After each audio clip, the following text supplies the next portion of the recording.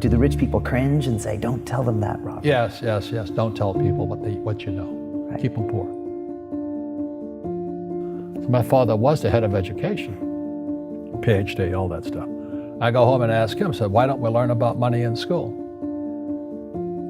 And he looked at me and says, because the government doesn't let us teach that subject. The government tells us what we can teach and what we can't teach. And I thought that was strange. And I said, but aren't we going to school to learn about money? He says, no, your job is to get a job. I said, but you get a job to earn money. He goes, no, you're supposed to just get a job. And I went, no. Isn't the purpose of a job to earn money? He goes, you're correct. I said, so why don't I just learn about money? I can skip the job part, you know? And he got flustered and he said, if you want to learn about money, why don't you ask your best friend's father about money? And I said, why? That's Mike. So why ask him? He says, because Mike's father is an entrepreneur. And I said, what are you? He says, I'm an employee. I'm a government employee. And I went, oh, what's the difference?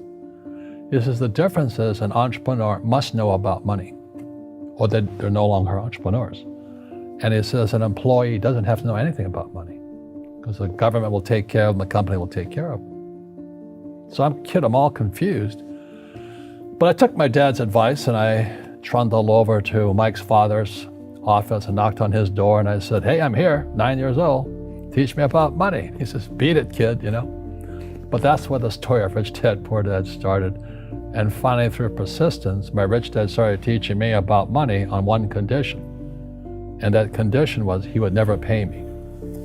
He says, the moment I pay you, you think like an employee. He says, that's the trap. Entrepreneurs work for free.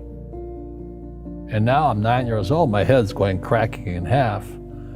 He says, you never want a paycheck. You understand that, kid? I said, okay, I got it. And he says, well, how do I make money? He says, that's what entrepreneurs figure out. It's like, so how do I learn about money? So he would just break out a Monopoly game board. So I would work for free. I'd pick up cigarette butts and he had hotels and restaurants and I would clean and do menial tasks. And as I got older, I started getting into office work and marketing and accounting, and I was an apprentice basically, but I always worked for free.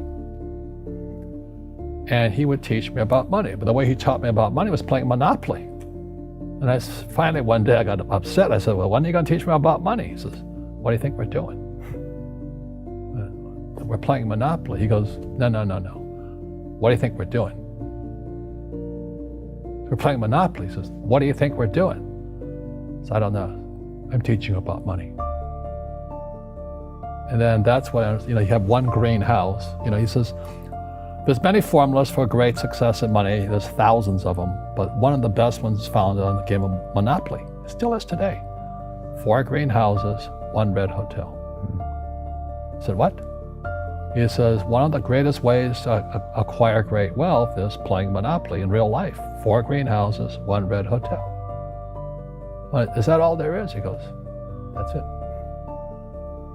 And he says, what do you think I'm doing? And I went, I don't know. So then he took me out and he showed me his green houses.